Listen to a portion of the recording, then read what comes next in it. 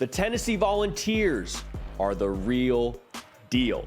Took down Alabama, slayed the Dragon in Neyland Stadium last night, 52-49. If you're watching this in Knoxville, one, we love you. Two, I hope you're enjoying the all-nighter that you just partook in, because that is 1,000% the deal going on right now, just a few miles from where we are. And we're going to break down the entirety of what happened last night and what this means for the Tennessee Volunteers. The first thing that I noticed, the big takeaway that I had, Tennessee played with an edge. Anytime you play against one of the big dogs, one of the big brands, the standard within college football, which Alabama has been for the last however many years, you tend to have an effect upon you. Some teams kind of tippy-toe, they change their game plan, they try to get too cute. Tennessee played with an edge yesterday, and that edge lasted the entirety of the game. It wasn't like Neyland was just on fire for their first few minutes, and it was, believe me, it was. I mean, even sitting down on your couch through the TV screen, you could tell that Neyland was going berserk, but that lasted through the entirety of the game. And to me, that edge and that grit that you saw from this program, that is a impact from your head coach. Teams take on the persona of their head coach. And Josh Heupel, in his post-game press conference, just continued to talk about his team's ability to reset, not flinch. Things go left for us. We don't care. We come right back. We come back swinging. And that's what we saw from this Tennessee team time and time again. Think about the end of the game. Tennessee gets a stop, forces a 50-yard field goal try, no good. About 9-10 seconds left. Most programs would have said, hey, that's awesome. We got the crowd at our back. We got momentum. Let's play for overtime. Take a knee, boys. Let's get ready to play. Josh Heupel says, let's go for the throat. Let's finish this thing. 9 seconds left. Big shot to Brew McCoy, and Chase McGrath, who had missed an extra point early in the game, was clearly dejected. The USC transfer steps up, game blouses, becomes a legend in Tennessee football history. And that was just such a microcosm, I feel like, of this Tennessee program last night and what we've seen from them to this point in the year. They're a team that has an edge. They're a team that has no quit. And they're a team that is going to give it to you no matter the final score. No matter what the score is in game, they're going to give it to you repeatedly. And that was extremely impressive.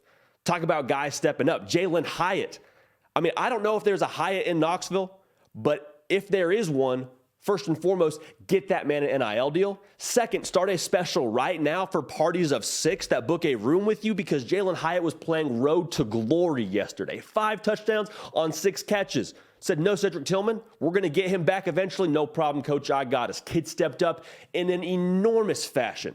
Hendon Hooker cemented himself in the Heisman Trophy race. I think if you gave out the award today, you got to give it to number 5. He played out of his mind yesterday. And what I was impressed with from Tennessee, in addition to that edge, that's phenomenal. You got to have that, especially when you play Alabama. Tennessee took punches. It wasn't like they came into the game and same song, second verse like we did against LSU the week before, came into Death Valley, did our thing, run it up like NASCAR. That wasn't the script in this game. Sure, Tennessee got up 18 points. You were feeling good. Rocky Top's playing over the speakers. Everybody's fired up. 18 points came and went really quick.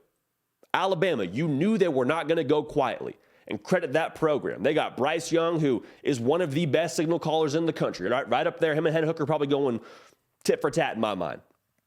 You knew they weren't going to go quietly. You had to take some punches in this game. And so frequently we have seen, I mean, we even felt it in this game. Whoa, hey, Alabama's going to be Alabama, right? Alabama's just kind of going to take the foot to the pedal and just press, and they're going to sort of do what Alabama does. You saw the fumble. Dallas Turner scoop and score on what was an inexplicable lack of communication or whatever it was between I believe it was small or right, and then Hendon Hooker put the ball on the turf. Doesn't matter. Bad exchange, balls on the turf, 6 points for Alabama. That was a play where you're like, golly, can they come back from that? That felt like a gut punch. And Tennessee continued to stick with that theme all night. Just reset. No flinch, just reset, reload.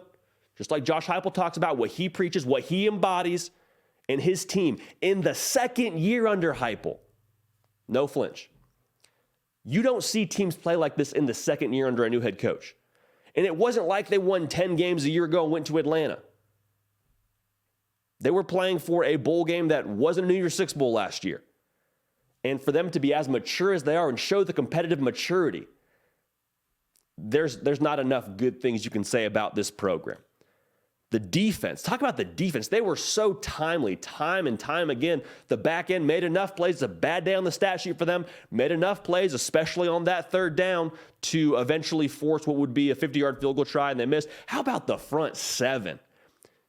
I mean, Jahmyr Gibbs is a generational talent. This front seven held Alabama to 114 rushing yards. Flip the script. The offensive trenches, Tennessee ran for their standard 4.5 yards a carry. Credit right, credit small. 182 yards on the ground. We talked about it going into the week, going into this game. The run game for Tennessee, that's the batteries. That's what makes this whole operation work smoothly. That's what turns the light on for them. And they had that going against one of the best front sevens in college football in Alabama. So, now what? Played with an edge, took your punches, took down one of the big dogs in Neyland Stadium. The goalposts are now somewhere floating down the river. That's phenomenal. Guess what? You got a whole lot of things to play for in front of you. Last night, Tennessee solidified their big dog status. We said it last week on this program. You got to talk about Tennessee now in the same breath as Georgia, in the same breath, obviously, as Alabama.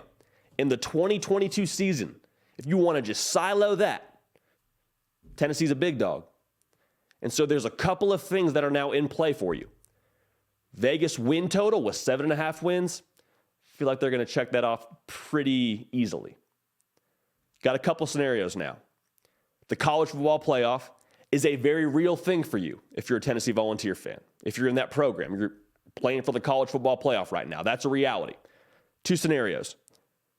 You got to play Georgia. Got to go to Athens November 5th. If you beat Georgia, assuming you take care of business where you're supposed to take care of business elsewhere, you likely play Alabama again. And I promise you, you are going to get Alabama's best. You thought this game was a tough environment to play against Alabama? You thought this was going to be a tough setting for Alabama? Get them at a neutral site in Atlanta. Alabama's going to bring it. Second scenario, if you lose to Georgia, or if you lose in the SEC title game, you are a second or third place team in the SEC with one loss. Again, this is all assuming you take care of business elsewhere, where you're supposed to take care of business. A one-loss SEC program, whether you're second or third, you're in that conversation. Probably want to be closer to second than you are third, but you're in that conversation. You leave it to the committee. Now, plan A, run the table. And after what we saw last night, after what we saw them do to that Nick Saban coached football team, I don't think there's any doubt that Tennessee is capable of winning every single football game they have left on their schedule. Will they do it? Up to them. But they got the tools. They got the head coach. They got the front seven. And by golly, they have got the quarterback in Hendon Hooker. Tennessee is among the nation's elite. We got to start talking about them like it. Thanks so much for tuning in. I'm Jody Pickell. This has been The Hard Count. Subscribe to the channel. We go live on Tuesdays. We go live on Thursdays. 3 Central, 4 Eastern. Come back here. We'll have a good time. Involve you in the show. We'll run it up. Until then, we're going to keep the party rolling, and we will see y'all next time.